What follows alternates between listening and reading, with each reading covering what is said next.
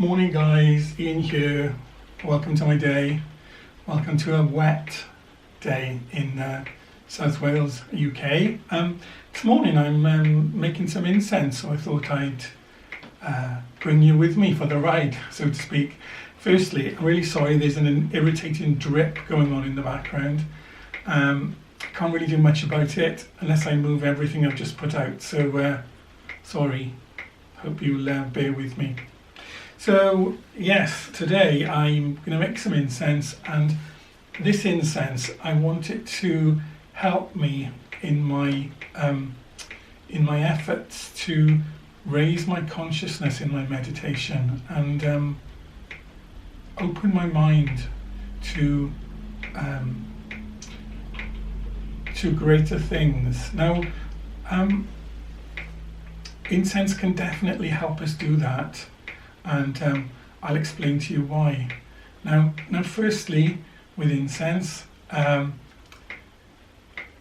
you need to be thinking about what sort you're going to use, because a lot of incense that we buy these days, especially in the joss stick or the cone form, smells very nice, but it is chemically perfumed. Now, nothing wrong with that if you want nice smelling air, but I believe if you want incense to actually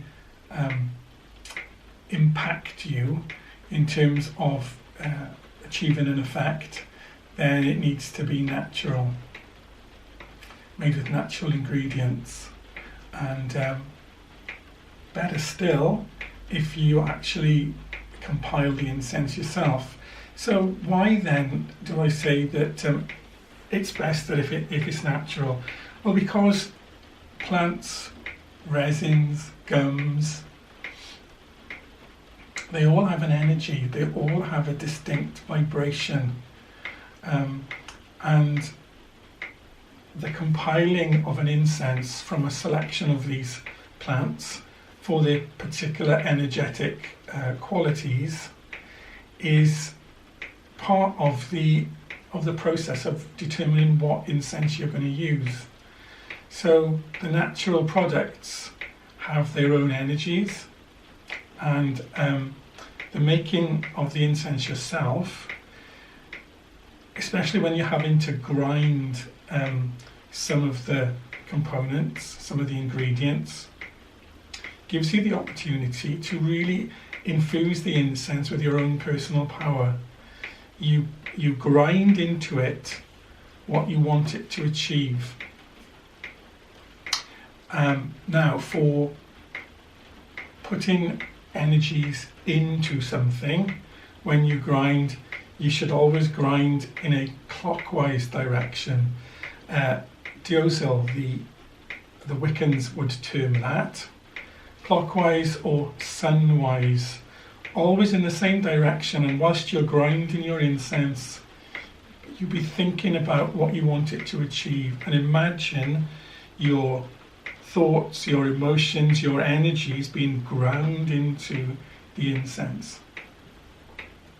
Then of course, when you have pulled your incense together, and then at a later date when you burn it, those energies, the energies of the ingredients and the energies that you have put into it, because you are a creator, you are a divine being.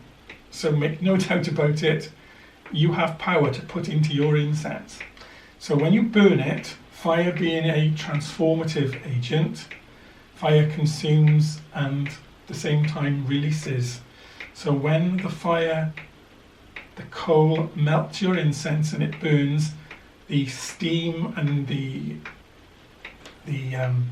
scent that is released is the combined energy of the ingredients and the energy that you've put into it. Okay. Incidentally, I learned recently that that's why they burnt witches, because they believed that in the burning of a body, the soul was liberated and released from the evil that had possessed it whilst it was incarnate. Right, so the incense I'm going to be making today, what do I have in it?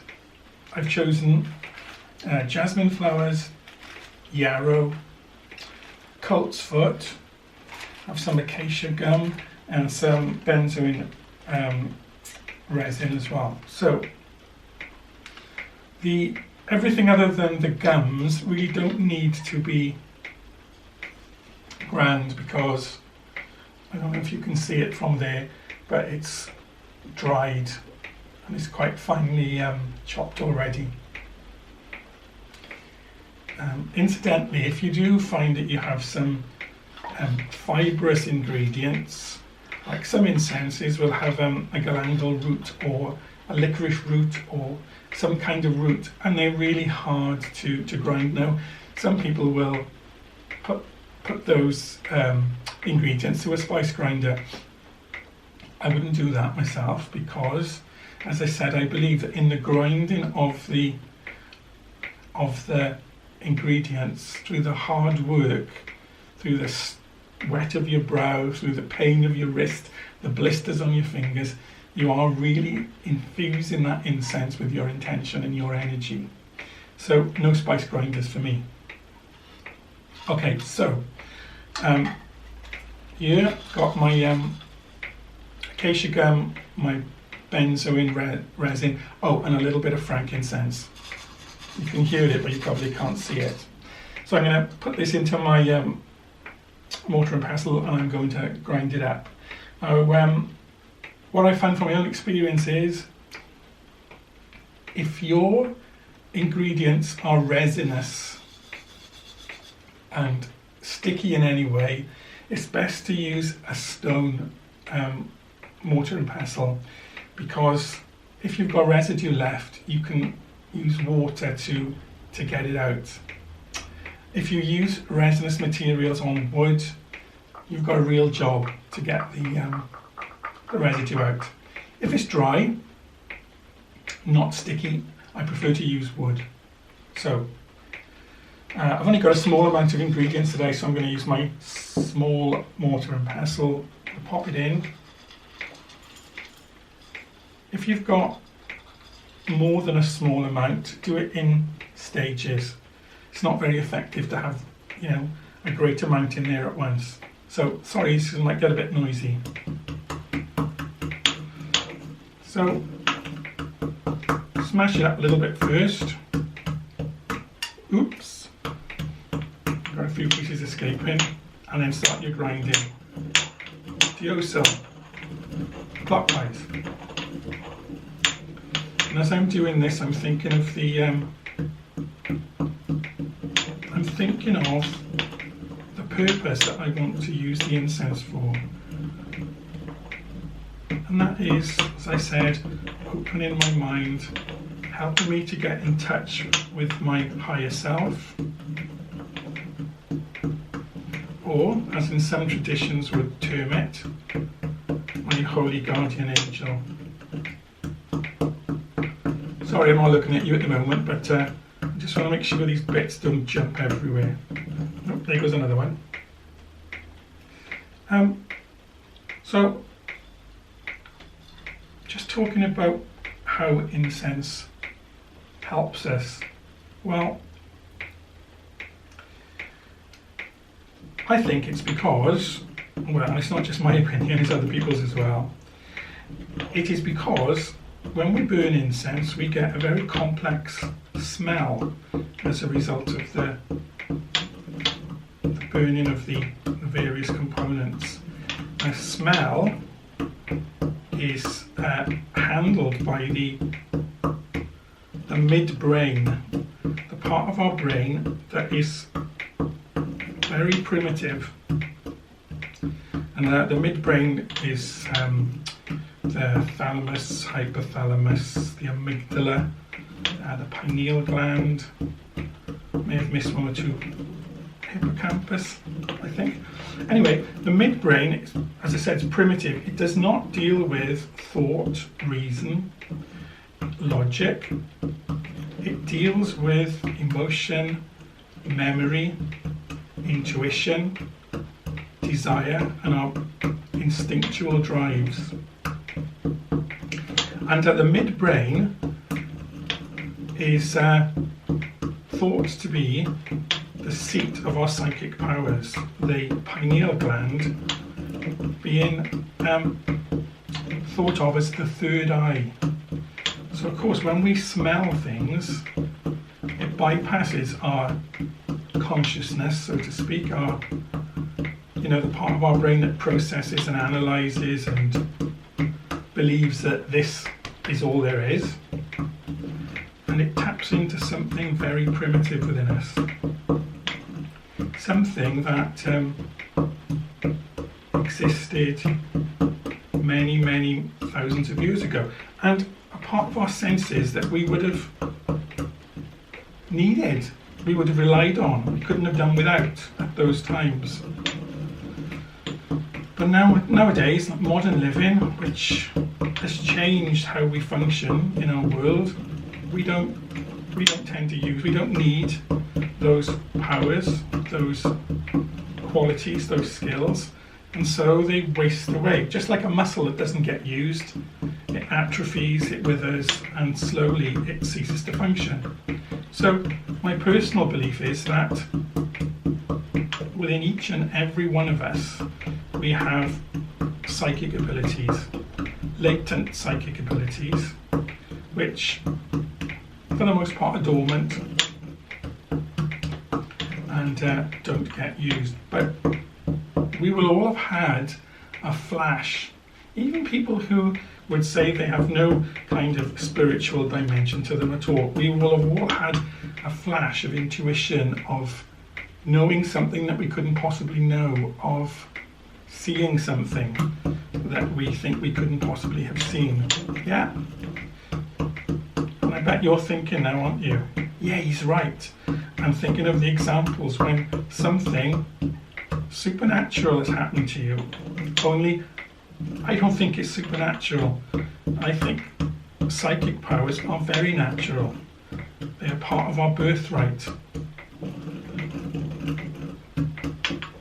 Because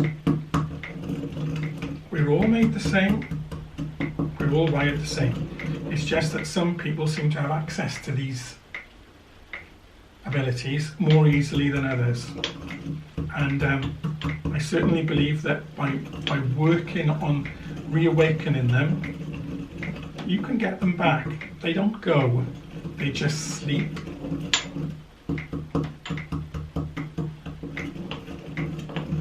Right, we're almost done. I've got another quite chunky piece of acacia gum, so I might just switch you off for a little while. I don't want to bore you witless whilst I'm just doing all of this. Oh, I don't know, this bit's breaking up quite easily.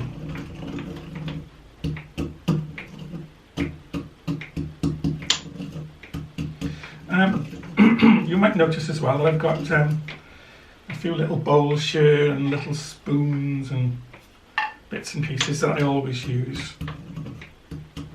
And I always like to use these, excuse me, these tools when I'm doing making my incense. Does it really matter, you ask?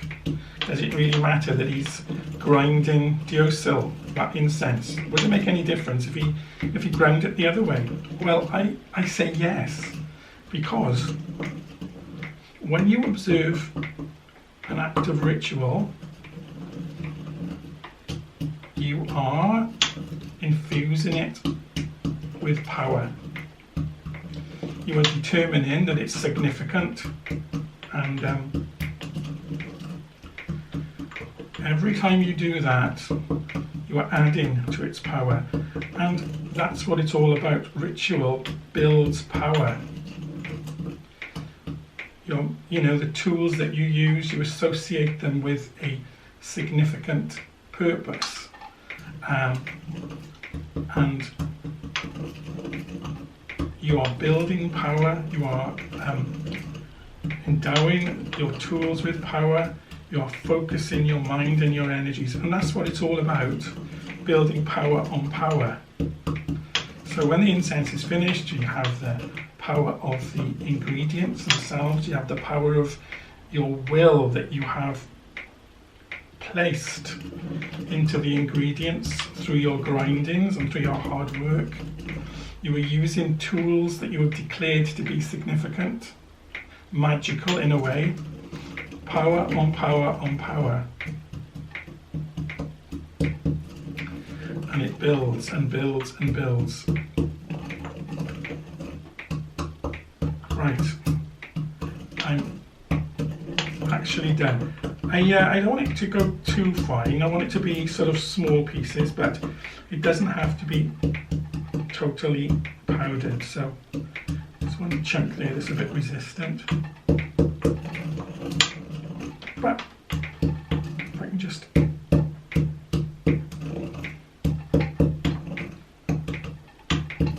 right, that will do. So what I'm going to do now is I'm going to use my spoon and spoon out my powdered resin into my dry ingredients. And I've used a ratio of 1 part of everything. So 1 little spoon.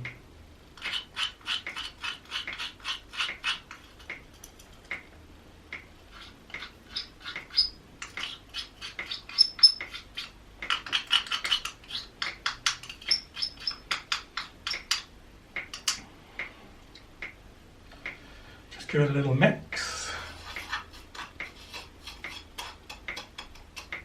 I'll bring it to the camera so you can see. Now what I'll do with this in a moment is I will I'll decant it into a glass, not plastic, a glass jar, because there will be several uses worth here. So there you go. Oops. Incense that I will burn when I'm meditating for the purposes of helping me reach higher levels of consciousness. So, thanks for listening to my ramblings again, and I'll catch you guys soon. Bye for now.